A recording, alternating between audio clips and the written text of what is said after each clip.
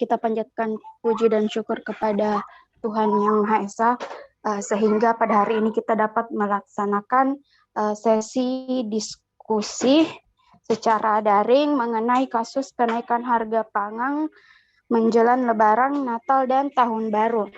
Nah, teman-teman, ada pun soal-soal dari diskusi kali ini, yaitu yang pertama, di mana campur tangan pemerintah. Kemudian yang kedua, jelaskan bagaimana penentuan harga melalui mekanisme pasar. Yang ketiga, bagaimana cara kerja mekanisme pasar. Dan yang terakhir, bagaimana bentuk campur tangan pemerintah dalam perekonomian suatu negara. Nah, dari keempat soal ini membahas mengenai harga pangan menjelang Lebaran, Natal, dan Tahun Baru. Mungkin untuk sesi diskusinya bisa dibuka untuk sekarang. Silahkan teman-teman untuk saling mendiskusikan mengenai soal terkait kasus berikut.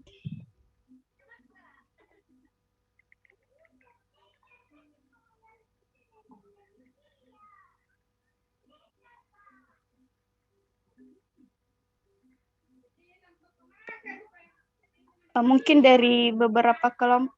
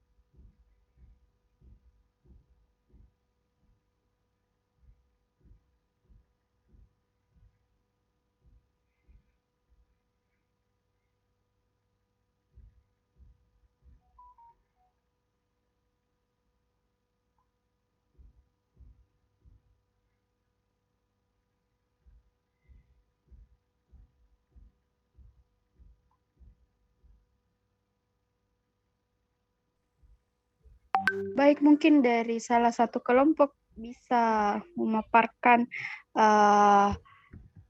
jawabannya mengenai kasus tersebut. Nah, baik, saya persilahkan kepada Saudari Yesi Armalia untuk memaparkan jawabannya. Baik, terima kasih. Perkenalkan, saya Yesi Armalia, perwakilan dari kelompok 3. Nah, di sini saya akan membahas kasus soal nomor 1. Nah, dalam kasus kenaikan harga pangan menjelang perayaan seperti Lebaran, Natal, dan Tahun Baru, campur tangan pemerintah dapat terjadi dalam beberapa area atau sektor utama, yakni yang pertama, monitoring dan pengawasan, yakni pemerintah memantau harga-harga pangan secara aktif menjelang perayaan untuk mendeteksi kenaikan yang tidak wajar. Hal ini dilakukan melalui Badan Pusat Statistik dan lembaga pemantau harga lainnya, guna mendapatkan data yang akurat mengenai pergerakan harga. Langkah yang kedua yakni pemerintah dapat mengambil langkah regulasi harga untuk mengendalikan kenaikan yang signifikan. Mereka dapat menetapkan harga maksimum untuk beberapa bahan pangan strategis yang cenderung mengalami lonjakan harga, seperti beras, daging, minyak goreng, dan sayuran. Dengan demikian, pemerintah berupaya mencegah penimbunan dan spekulasi harga yang berlebihan. Yang ketiga yaitu pemerintah dapat memastikan ketersediaan stok pangan yang cukup menjelang perayaan dengan meningkatkan produksi, impor, atau retribusi stok dari daerah surplus ke daerah yang membutuhkan. Upaya ini dapat dilakukan untuk menjaga pasokan yang stabil dan mencegah kelangkaan yang dapat menyebabkan kenaikan harga. Yang keempat yaitu pemerintah dapat memberikan subsidi pada beberapa bahan pangan agar harga tetap terjangkau bagi masyarakat. Subsidi ini dapat berupa pembebasan atau pengurangan pajak, pemberian bantuan langsung, atau program khusus untuk masyarakat dengan tingkat penghasilan rendah. Yang kelima yaitu pemerintah dapat melakukan kampanye edukasi kepada masyarakat mengenai manajemen keuangan, memasak yang hemat, dan alternatif pangan yang lebih terjangkau. Mereka juga dapat menyediakan informasi mengenai sumber-sumber pasokan pangan, promosi diskon, dan tempat-tempat penjualan dengan harga terjangkau. Dan yang terakhir yaitu pemerintah bekerja sama dengan produsen, pedagang, dan asosiasi pertanian untuk memastikan koordinasi yang baik dalam mengatasi kenaikan harga pangan. Dalam hal ini, mereka dapat mengadakan pertemuan, konsultasi, dan negosiasi untuk mencari solusi bersama yang menguntungkan semua pihak. Baik, itu saja jawaban dari soal nomor 1 dari kelompok kami. Kemudian saya kembalikan ke moderator. Baik, terima kasih atas jawabannya. Apakah dari kelompok lain ada yang ingin memberikan jawaban terkait soal yang lainnya, ataupun mungkin ingin menyanggah atau memberi saran terkait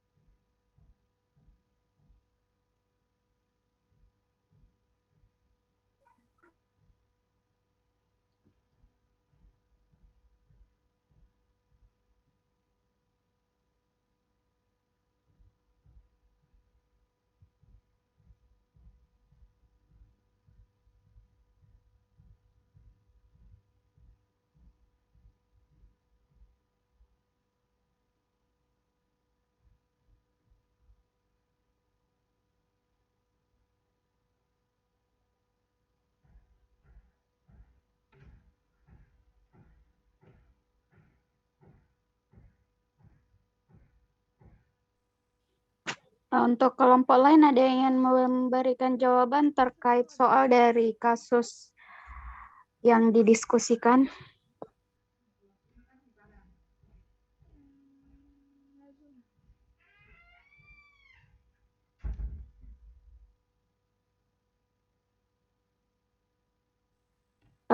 Baik, kepada Saudari Gracia Angelia Tapa, saya persilahkan. Baik, terima kasih atas kesempatannya. Di sini kita bahas mengenai kenaikan harga pada saat hari raya. Nah, di sini mungkin kita lihat latar belakangnya terlebih dahulu kenapa terjadi peningkatan harga. Yaitu ada beberapa faktor, yaitu ada permintaan yang tinggi, ada penimbunan, ada peningkatan biaya produksi dan distribusi, ada perubahan pola konsumsi, dan kestabilan pasokan. Nah, untuk bagaimana campur tangan pemerintah, tadi mungkin sudah dijelaskan oleh Saudari Yesi. Nah, sudah disinggung tadi mengenai subsidi dari pemerintah. Nah, di sini saya tambahkan mengenai subsidi dari pemerintah. Pemerintah dapat memberikan subsidi langsung kepada produsen atau pedagang untuk mengurangi biaya produksi atau distribusi. Nah, subsidi ini dapat membantu menjaga harga agar tetap terjangkau bagi masyarakat. Pemberian subsidi juga dapat dilakukan langsung kepada konsumen dengan memberikan bantuan pangan dalam bentuk sembako atau voucher belanja. Nah, salah satu program yang di dalamnya pemerintah melakukan subsidi harga adalah dengan Operasi Pasar Murni atau OPM. Operasi pasar merupakan suatu kegiatan yang dilakukan oleh pemerintah atau kerjasama pemerintah dengan lembaga usaha, baik distributor maupun satgas pangan, untuk menghindari terjadinya kenaikan harga suatu barang, yang dilakukan dengan cara injeksi maupun subsidi, untuk meningkatkan suplai melalui pedagang swasta, BUMN, atau langsung kepada pedagang eceran pada waktu harga melonjak, atau dengan operasi pasar murah. Waktu harga melonjak, tidak hanya menjaga stabilitas harga, operasi pasar murni juga bertujuan untuk menjaga pasokan barang komoditas di setiap pasar apabila terjadi pergerakan harga yang terjadi, baik seperti adanya inflasi atau memasukkan hari-hari besar di Indonesia yang mengakibatkan harga di setiap produk melonjak dengan cepat. Nah, selain itu, OPM juga bertujuan untuk meringankan beban masyarakat yang kehidupannya di bawah standar kelayakan. karena operasi pasar ini menjual barang komoditas yang disubsidi oleh pemerintah, sehingga harga barang tersebut di bawah harga pasar yang ada. Mungkin itu dari saya kembalikan kepada moderator. Baik, itulah tadi jawaban dari Saudari Gracia untuk soal diskusi kita kali ini. Untuk selanjutnya saya persilahkan kepada Saudari Andi Nadrah.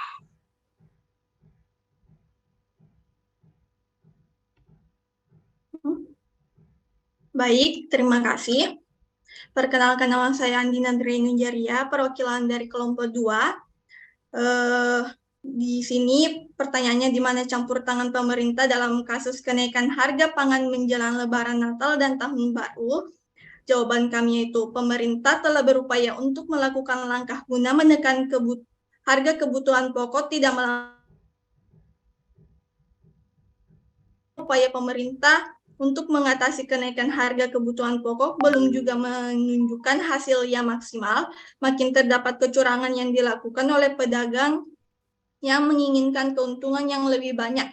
Tradisi kenaikan harga menjelang Lebaran masih saja terjadi tiap tahunnya. Dalam hal ini, dengan adanya upaya terbaru dari pemerintah dapat mengubah pikiran pedagang yang menginginkan keuntungan banyak dalam jangka waktu yang singkat. Berikut ini upaya yang dilakukan agar tidak terjadi lagi kenaikan harga kebutuhan pokok, yaitu yang pertama, meminta pemerintah untuk mengadakan pasar murah sehingga harga kebutuhan pokok bisa terjangkau oleh konsumen yang kelas bawah atau masyarakat miskin, khususnya untuk kebutuhan pokok daging sapi, ayam, gula, minyak goreng, dan telur.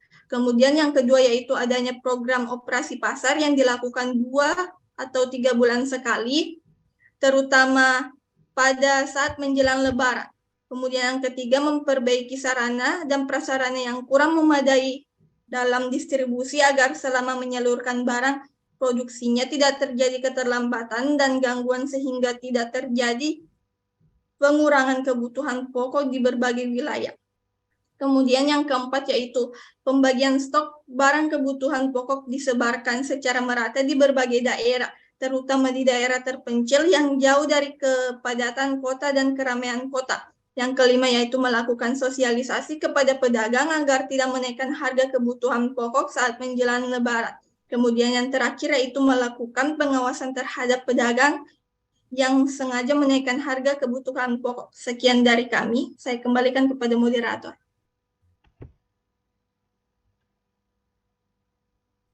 Baik, itulah tadi jawaban dari Saudari Andi Nadra. Untuk selanjutnya saya persilahkan kepada Saudara Abdul Mursyid untuk menyampaikan jawabannya. Terima kasih kepada moderator. Sebelumnya perkenalkan, nama saya Abdul Mursyid dari kelompok 1. Nah, di sini saya masih membahas soal pertama. Setiap menjelang Lebaran, Natal, dan Tahun Baru, harga bahan pangan akan terus meningkat karena inflasi. Nah, inflasi adalah kenaikan harga barang yang sifatnya terus-menerus. Penyebab inflasi salah satunya yaitu meningkatnya permintaan. Oleh karena itu, disinilah campur tangan pemerintah dengan mengharuskan ketersediaan bahan pokok agar tidak terjadi kelangkaan yang berujung pada kenaikan harga. Dalam mencegah kelangkaan bahan pokok, maka pemerintah pusat, pemerintah daerah melalui organisasi perangkat daerah terkait harus memperhatikan mulai dari produksi, distribusi, pasokan di pasar. Sangat penting upaya ini untuk menekan laju inflasi yang tinggi. Mungkin itu dari saya. Selebihnya saya kembalikan kepada moderator.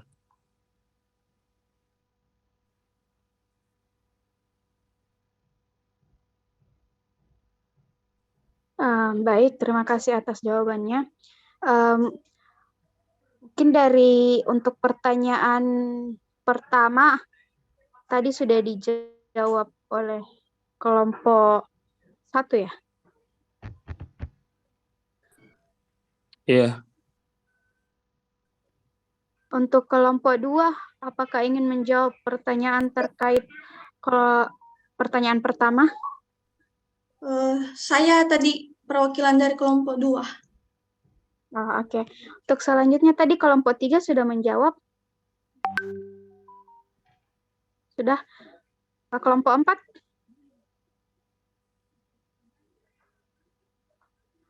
Mungkin bisa memberikan jawabannya terkait pertanyaan pertama.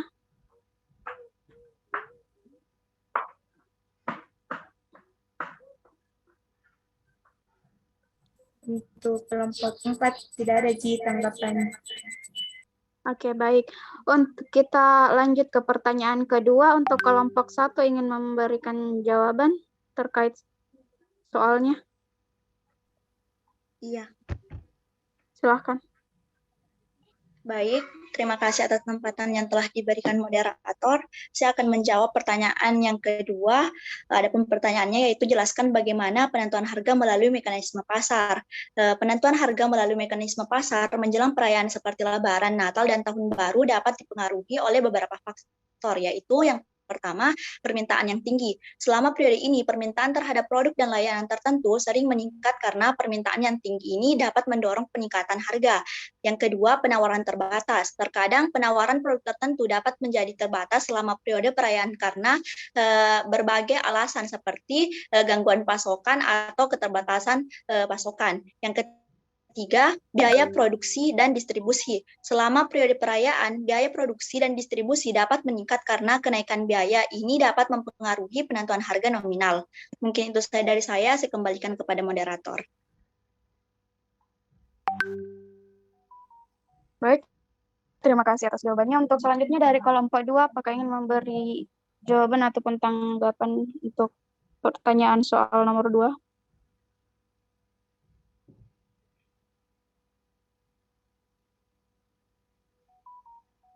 Bagaimana kelompok 2? Tidak ada, Ji? Mungkin bisa next ke kelompok 3 untuk memberikan jawaban terkait pertanyaan nomor 2. Baik, apakah suara saya kedengaran? Agak kecil suaranya. Tes. Kalau ini? Ya, kedengaran, Ji. Baik, saya Suyanti, perwakilan dari kelompok 3, akan menjawab terkait dengan pernyataan yang kedua, bagaimana penentuan harga melalui mekanisme pasar yang dikaitkan dengan kasus kenaikan harga pangan menjelang Lebaran, Natal, dan Tahun Baru. Nah, di sini saya menjelaskan contohnya bagaimana aplikasinya itu penentuan harga melalui mekanisme pasar. Nah, contoh aplikasinya itu misalnya ketika bisnis A menghasilkan 60 kemeja dan menetapkan harganya sebesar 170.000 per buah. Nah, namun setelah ditawarkan ke pasar ternyata hanya 10 kemeja saja yang terjual. Nah, akhirnya ini bisnis A memutuskan untuk menurunkan harganya menjadi 140.000 per buah. Nah, ternyata setelah dijual ke pasar, baju tersebut menjadi laris manis. Nah, karena permintaan menjadi tinggi pada harga tersebut, akhirnya bisnis A ini memutuskan untuk menjual sisa kemejanya di harga 140.000 per buah juga. Nah, dalam contoh itu merupakan bagaimana mekanisme pasar bekerja. Hal ini karena harga yang awalnya ditentukan terlalu tinggi bagi pasar, akhirnya bisnis merespon dengan menurunkannya. Nah, ternyata setelah melakukan percobaan kedua, dapat disimpulkan bahwa harga 140.000 ini adalah nilai terbaik untuk produsen dan pembeli. Jadi begitu contoh aplikasinya penentuan harga melalui mekanisme pasar. Terima kasih, saya kembalikan ke moderator. Baik, itulah tadi jawaban dari kelompok 3 terkait pertanyaan kedua. Untuk selanjutnya kelompok 4 apakah ingin memberikan tanggapan ataupun jawaban terkait pertanyaan nomor 2 ini?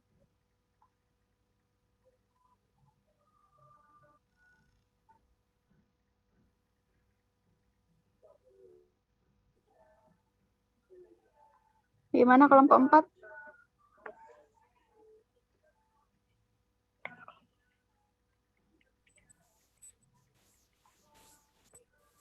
Tes. Ya. Menurut dari kelompok kami, bahwa kaitannya dengan kenaikan harga pangan menjelang Lebaran, Natal, dan Tahun Baru, menurut berdasarkan mekanisme pasar ini, dikaitkan karena proses penentuan harga melalui penawaran dan permintaan. Nah, di sini mekanisme pasar dijelaskan bahwa proses penentuan harga barang maupun jasa yang dihasilkan dari penawaran serta permintaan.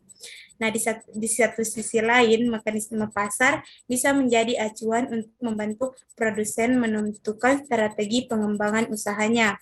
Nah, harga-harga biasanya ditetapkan berdasarkan total biaya produksi plus dengan keuntungannya, sehingga mekanisme penetapan harga itu suatu cara pertimbangan yang digunakan untuk menentukan bagaimana suatu produk atau barang yang dijual bisa dan penawaran, dan juga untuk bisa bersaing dengan perusahaan atau pedagang lainnya.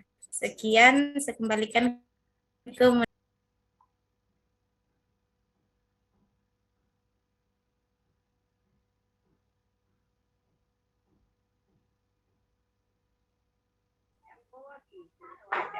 Sami, baik.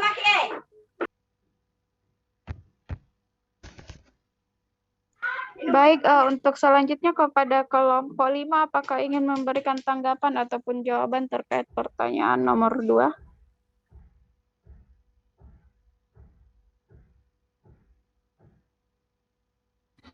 Baik, terima kasih atas kesempatan yang telah diberikan. Sebelumnya, saya perwakilan dari kelompok 5 akan menjawab, yaitu jelaskan bagaimana penentuan harga melalui mekanisme pasar terkait dengan kasus tersebut, di mana dalam perdagangan kita mengenal dengan istilah harga. Penentuan harga merupakan salah satu aspek dalam kegiatan perdagangan. Harga menjadi sangat penting diperhatikan, mengingat harga menentukan laku tidaknya suatu produk dalam perdagangan. Salah dalam menentukan harga akan berakibat fatal dalam produk yang ditawarkan nantinya. Harga merupakan satu-satunya yang menghasilkan keuntungan dan pendapatan penjualan barang dan jasa. Oleh karena itu, harga yang ditetapkan penjual harus sebanding dengan penawaran nilai kepada konsumen.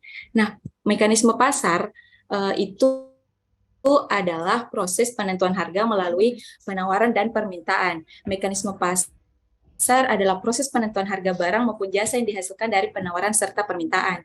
Di satu sisi, mekanisme pasar bisa menjadi acuan untuk membantu produsen menentukan strategi pengembangan usaha. Di dalam ekonomi mikro, mekanisme pasar adalah fondasi dalam penentuan terbentuknya harga. Sekian dari saya kembalikan ke moderator.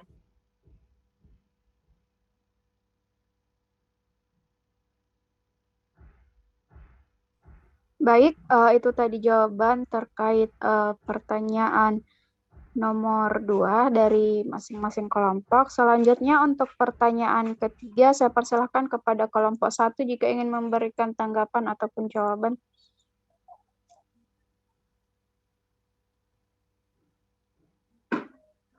Bagaimana kelompok 1 untuk pertanyaan ketiga? Apakah ingin memberikan jawaban?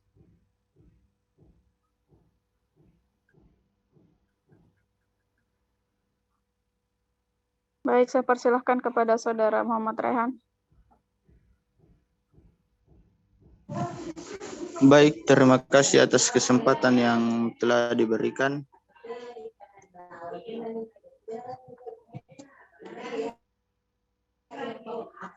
Mekanisme pasar adalah cara di mana harga barang dan jasa ditentukan oleh interaksi penawaran dan permintaan di pasar. Ada beberapa tahap dalam mekanisme pasar, yaitu 1. Penawaran barang dan jasa. Penawaran adalah kuantitas barang dan jasa yang ditawarkan oleh produsen atau penjual di pasar. Penawaran ini dipengaruhi oleh faktor-faktor seperti biaya produksi, teknologi, dan harga barang lainnya. 2. Permintaan barang dan jasa. Permintaan adalah kuantitas barang dan jasa yang diminta oleh konsumen atau pembeli di pasar. Permintaan diatur oleh faktor-faktor seperti pendapatan konsumen, harga barang lainnya, preferensi konsumen, dan faktor-faktor lain yang mempengaruhi keinginan seseorang untuk membeli barang atau jasa tertentu. Yang ketiga, penentuan harga. Harga ditentukan oleh penentuan antara penawaran dan permintaan di pasar. Jika permintaan lebih besar dari penawaran, maka harga akan cenderung naik. Sebaliknya, jika penawaran lebih besar dari permintaan, maka harga akan cenderung turun. Transaksi. Setelah harga ditetapkan, produsen dan konsumen dapat melakukan transaksi untuk membeli atau menjual barang dan jasa sesuai dengan harga pasar yang berlaku. Mekanisme pasar juga memperhitungkan kekuatan pasar, yaitu kekuatan yang mempengaruhi harga pasar di luar faktor penawaran dan permintaan. Kekuatan pasar ini meliputi persebaran informasi, biaya akses pasar, persaingan, dan pengaruh kebijakan pemerintah. Mekanisme pasar merupakan alat yang efektif untuk menentukan harga pasar yang mengalokasikan sumber daya yang terbatas untuk memenuhi kebutuhan masyarakat secara efisien. Dalam mekanisme pasar yang sehat, penawaran dan permintaan diatur oleh kekuatan pasar yang independen sehingga harga pasar yang dibuat benar-benar mewakili tingkat keseimbangan pasar. Sekian dari saya. Saya kembalikan ke moderator. Baik, kemudian untuk selanjutnya ada kelompok 2, apakah ingin memberikan jawaban terkait pertanyaan ketiga, yaitu bagaimana cara kerja mekanisme pasar?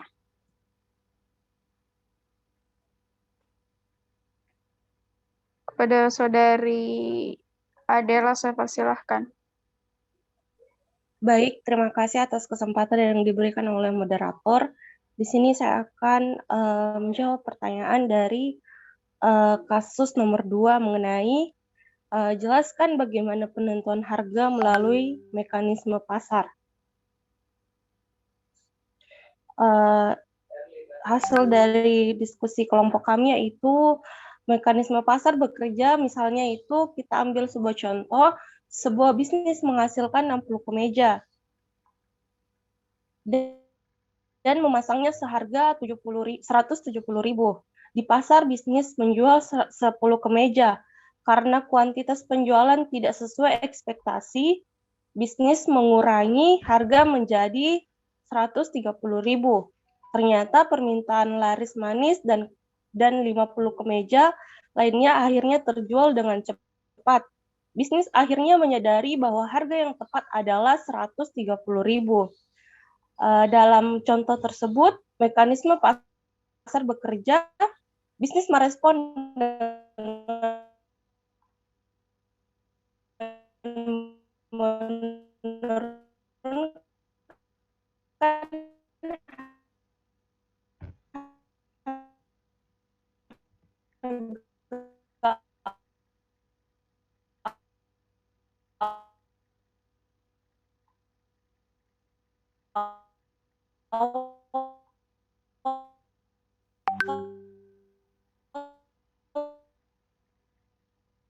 yang terlalu tinggi dalam menanggung 10.000 adalah harga terbaik. Harga di luar 130.000 tidak masuk akal bagi bisnis konsumen.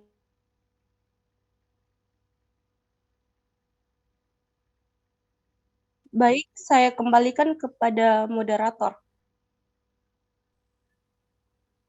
Baik, itu tadi jawaban dari kelompok 2. Untuk selanjutnya kepada kelompok 3, apakah akan memberikan jawaban terkait pertanyaan ketiga ini, yaitu bagaimana mekanisme pasar? Saya persilakan kepada Saudara Farid Agung.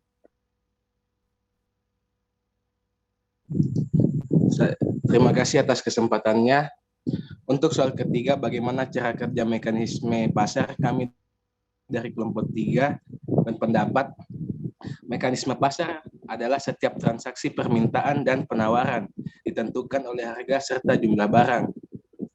Titik equilibrium akan terjadi pada mekanisme pasar jika harga barang yang diminta sama dengan harga barang yang ditawarkan atau jumlah barang yang diminta sama dengan jumlah barang yang ditawarkan. dalam mekanisme pasar terdapat produsen yang selalu menetapkan harga untuk mencapai keuntungan, sedangkan konsumen mencari kepuasan tertinggi dengan kualitas barang yang bagus. Alokasi sumber daya harus sesuai dengan hukum permintaan dan penawaran. Maka sebisa mungkin kita secara efisien dan efektif agar mekanisme pasar mengatur produsen dan konsumen mendapatkan kesepakatan antara harga dan kualitas. Pemerintah sering mengeluarkan kebijakan seperti pajak atau upah minimum yang terkadang mengendalikan dan mengganggu proses berjalannya mekanisme pasar.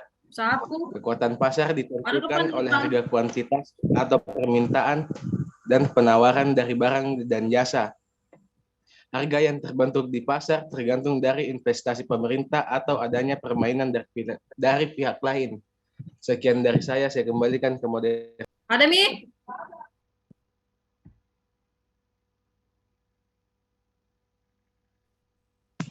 Baik, itu tadi jawaban dari kelompok 3. Untuk selanjutnya pada kelompok 4, saya persilahkan.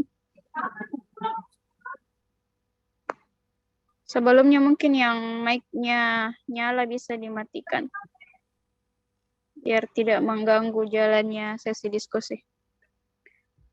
Untuk Saudari Hasnabila, saya persilahkan. Baik, di sini akan memberikan tanggapan terkait jawaban, yaitu bagaimana cara kerja mekanisme pasar.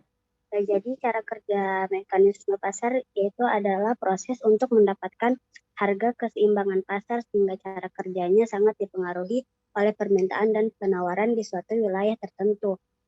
Produsen menetapkan harga dengan mempertimbangkan keuntungan yang akan mereka dapat, sedangkan konsumen membeli barang berdasarkan pertimbangan utilitas. Dalam kondisi tersebut, pasarlah yang akan menentukan harga dan kuantitas terbaik bagi produsen maupun konsumen. Faktor lain yang dapat mempengaruhi kerja mekanisme pasar adalah kebijakan pemerintah.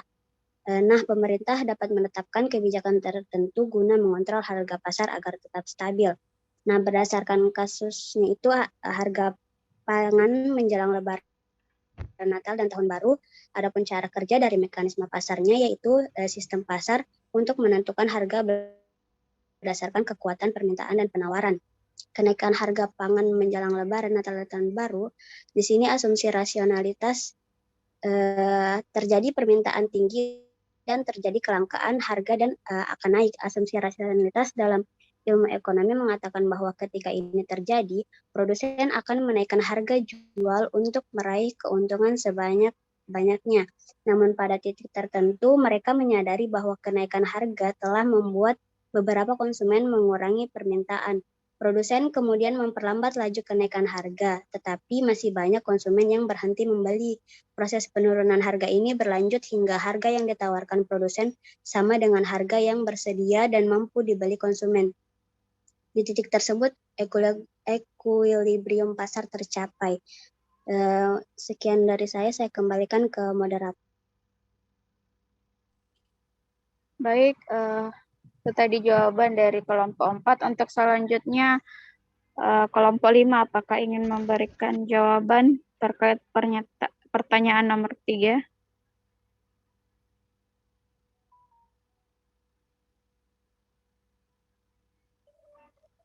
Bagaimana kelompok 5?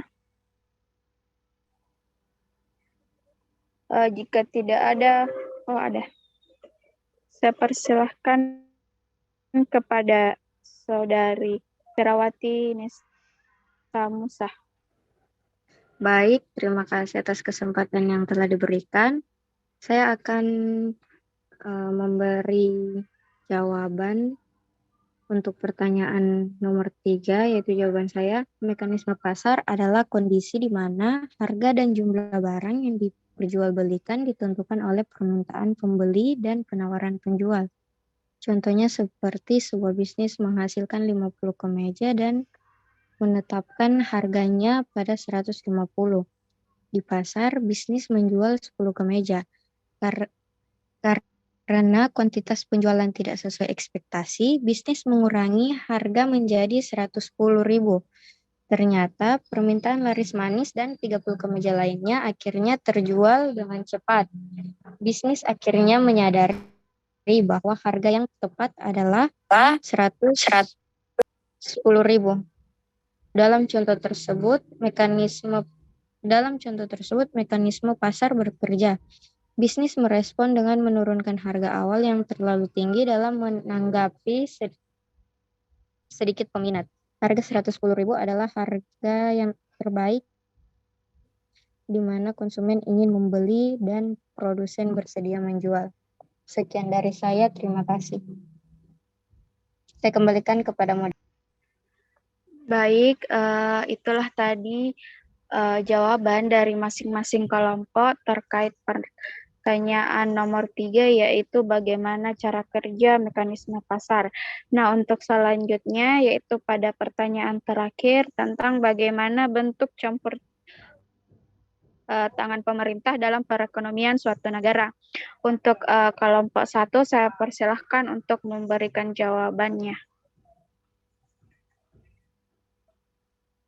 Pada Saudari Nilu Anggreni, saya persilahkan. Baik, terima kasih atas kesempatannya. Saya Nilu Anggreni, perwakilan dari kelompok 1. Di sini untuk pertanyaan nomor 4, bagaimana bentuk campur tangan pemerintah dalam perekonomian satu negara dalam kasus tersebut. Menurut kelompok kami, campur tangan pemerintah kan ada 3 bentuknya. Yang pertama ada membuat dan melaksanakan peraturan atau undang-undang. Yang kedua secara langsung melakukan beberapa kegiatan ekonomi. Yang ketiga melakukan kebijakan fiskal dan moneter. Nah, untuk kasus yang berkaitan dengan harga menjelang Lebaran, Natal, dan Tahun Baru, bentuk yang kedua sangat berkaitan, yaitu secara langsung melakukan beberapa kegiatan ekonomi. Contohnya dengan pemerintah menerapkan price control yang merupakan pengendalian harga yang dilakukan oleh pemerintah dengan tujuan untuk menetapkan suatu harga maksimum atau barang atau jasa tertentu. Tindakan tersebut bersifat selektif atau universal. Jadi, pembentukan harga pasar atau penentuan harga pasar tidak hanya diserahkan kepada mekanisme pasar, melainkan intervensi pemerintah atau campur tangan pemerintah yang ikut hadir dalam memberikan solusi terbaik dalam kondisi harga yang relatif. Sekian, terima kasih. Saya kembalikan ke moderator. Baik, itu tadi jawaban dari kelompok 1 terkait pertanyaan nomor 4. Untuk selanjutnya, pada kelompok 2, saya persilahkan untuk memberikan jawabannya terkait pertanyaan nomor 4. Untuk Saudari Rizky Samdani, saya persilahkan.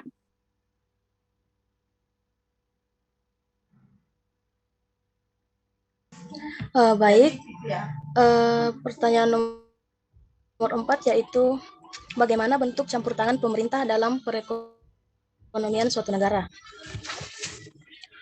Keterlibatan pemerintah dalam kegiatan ekonomi dapat dibedakan menjadi 3, yaitu yang pertama membuat peraturan. Tujuan pokok dari peraturan-peraturan pemerintah adalah agar kegiatan-kegiatan ekonomi dijalankan secara wajar dan tidak merugikan halayak ramai.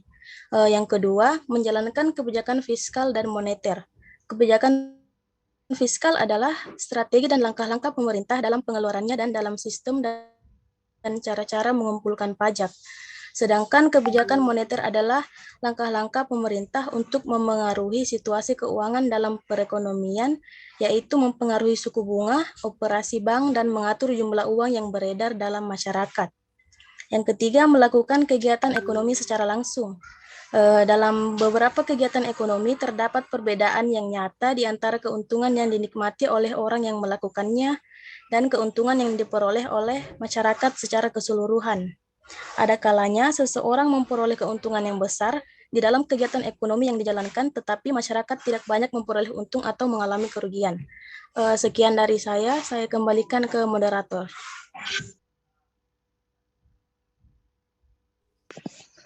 Baik, itu tadi jawaban dari kelompok 2. Selanjutnya saya persilahkan kepada kelompok 3 untuk memberikan jawaban. Apakah ada dari kelompok 3?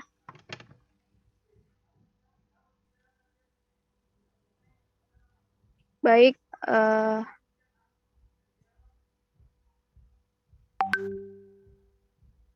saya persilahkan kepada Saudari Jenny Maharani.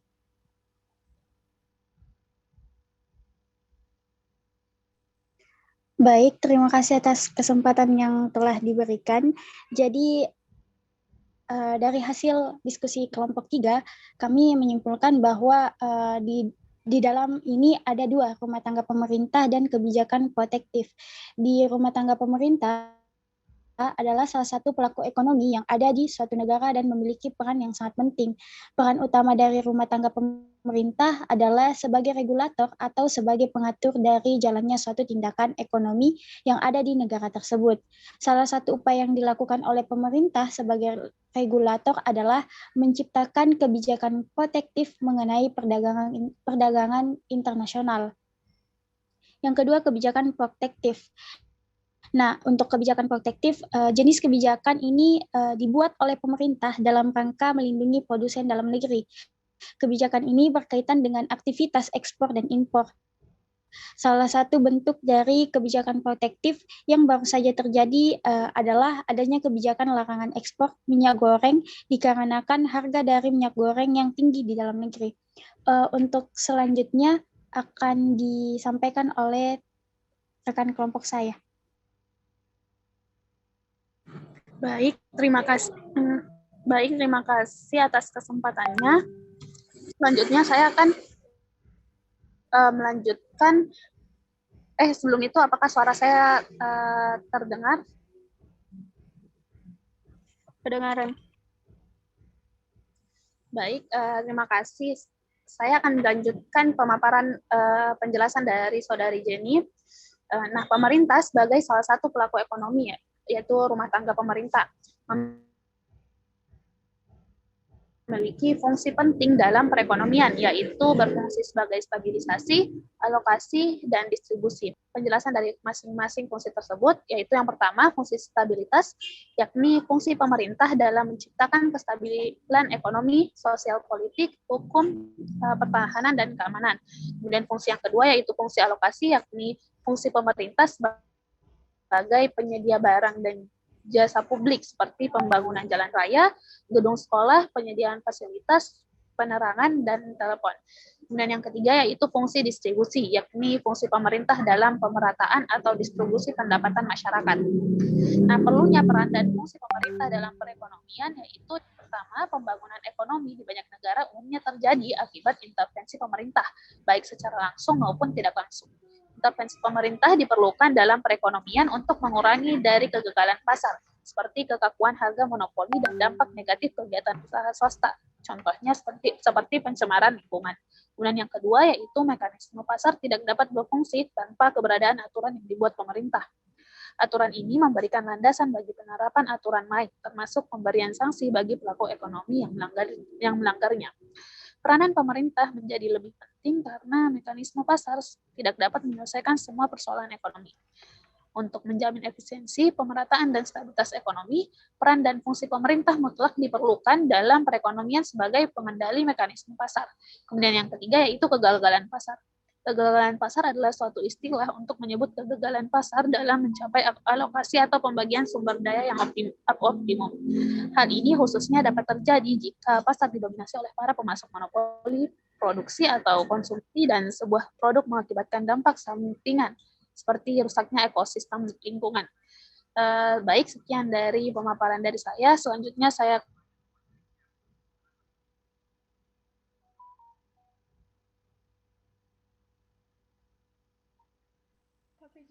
Baik, itu tadi jawaban dari kelompok 3. Untuk selanjutnya pada kelompok 4 mungkin bisa memberikan jawaban terkait pertanyaan keempat.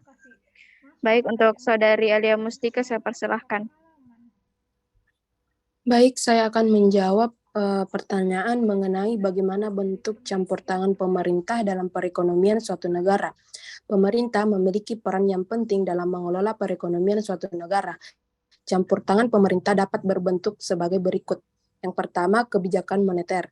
Pemerintah mengatur kebijakan moneter melalui bank sentral untuk mengendalikan jumlah uang yang beredar di ekonomi.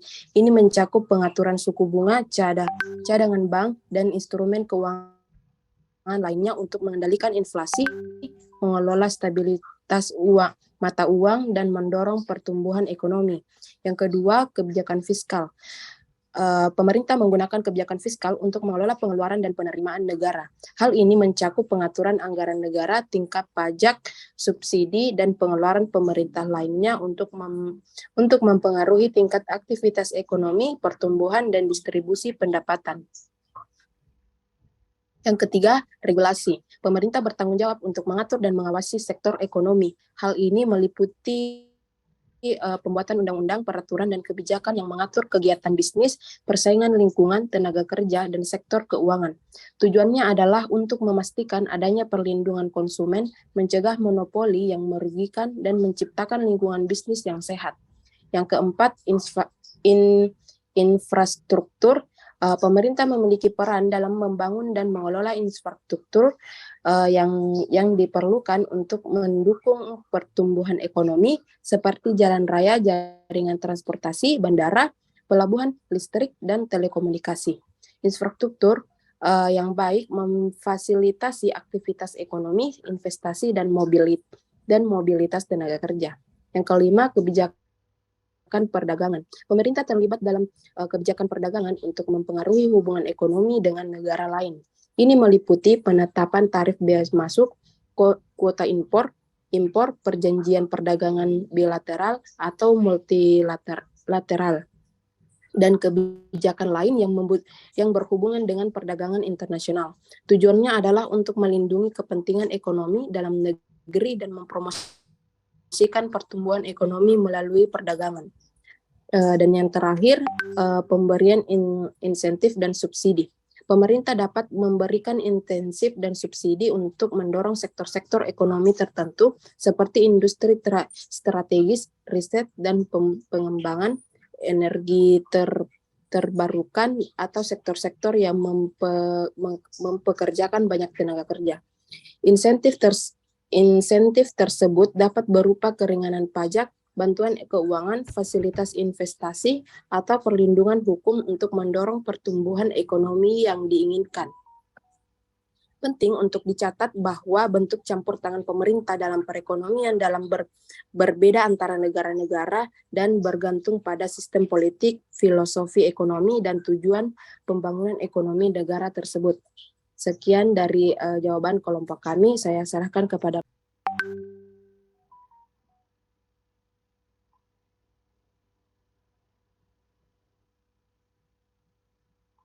Baik, itulah tadi jawaban dari kelompok 4. Selanjutnya dari kelompok 5, silahkan untuk memberikan jawaban. Baik, terima kasih atas kesempatan yang diberikan oleh moderator. Saya akan memaparkan atau menjelaskan hasil diskusi dari kelompok kami. Ini jawaban kami hampir mirip-mirip dengan kelompok 4 tadi, namun ada perbedaan di beberapa poin. Pemerintah dapat melakukan campur tangan dalam perekonomian suatu negara itu dengan berbagai cara, antara lain yang pertama itu kebijakan fiskal. Pemerintah dapat menggunakan kebijakan fiskal seperti pengeluaran dan pajak untuk mengatur pengeluaran dan kegiatan perekonomian secara keseluruhan. Misalnya, pemerintah dapat mengurangi pajak perusahaan untuk mendorong investasi atau meningkatkan pengeluaran untuk merangsang pertumbuhan ekonomi. Yang kedua, itu ada kebijakan moneter. Pemerintah dapat mengatur suku bunga dan memengaruhi pasokan uang untuk mempengaruhi tingkat inflasi dan pertumbuhan ekonomi secara keseluruhan. Bank sentral di bawah kendali pemerintah dapat mengambil tindakan seperti menurunkan suku bunga untuk merangsang pengeluaran dan juga investasi. Cara yang ketiga itu ada regulasi. Pemerintah dapat mengeluarkan peraturan dan juga regulasi yang mengatur industri dan bisnis tertentu serta melindungi konsumen dan juga lingkungan. Cara yang keempat itu pembiayaan. pemerintah dapat memberikan pembiayaan atau subsidi ke sektor-sektor tertentu seperti energi terbarukan, pendidikan, dan infrastruktur untuk meningkatkan pertumbuhan ekonomi. Selanjutnya ada kebijakan perdagangan. Pemerintah juga dapat menggunakan kebijakan perdagangan untuk melindungi produsen lokal dan meningkatkan daya saing ekonomi nasional, misalnya dengan mengenakan tarif impor atau mengatur fakta perdagangan bilateral. Dan yang terakhir itu ada investasi. Pemerintah dapat menginvestasikan dana publik untuk menciptakan lapangan kerja, membangun infrastruktur, dan juga menstimulasi pertumbuhan ekonomi. Perlu diketahui dalam prakteknya, campur tangan pemerintah dalam perekonomian itu bisa diterima ataupun ditolak oleh masyarakat, tergantung pada sudut pandang dan juga kepentingan masing-masing. Bagi sebagian orang, campur tangan pemerintah itu dianggap penting untuk meningkatkan kesejahteraan sosial dan juga keadilan ekonomi. Sementara bagi yang lain, campur tangan pemerintah itu dianggap sebagai hambatan dalam mencapai keseimbangan pasar. Sekian jawaban dari kelompok kami. Saya kembalikan kepada moderator. Baik, itulah tadi jawaban dari masing-masing kelompok terkait 4 pertanyaan dari kasus kenaikan harga pangan menjelang Lebaran, Natal, dan Tahun Baru. Mungkin apakah dari masing-masing kelompok ada yang ingin menyanggah ataupun menambahkan jawaban terkait dari jawaban kelompok lain?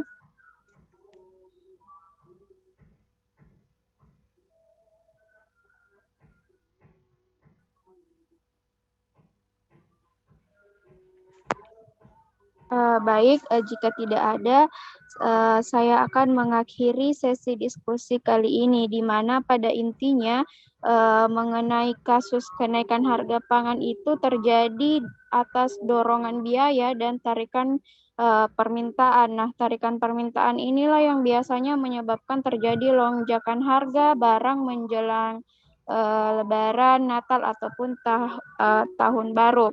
Nah, dalam hal ini permintaan yang biasanya terhadap suatu komoditas itu akan naik atau tinggi, sementara jumlah sediaan barangnya dalam jumlah yang tetap, karena fenomena inilah yang akhirnya memicu kenaikan harga, di mana kita seharusnya tidak kaget ya apabila harga-harga menjelang Tahun Baru, Natal, ataupun Lebaran ini naik, karena masyarakat ini cenderung mengonsumsi barang yang sama. Nah, akibatnya terjadilah kenaikan permintaan sehingga harga cenderung naik, padahal sediaan barang yang dijual itu relatif sama.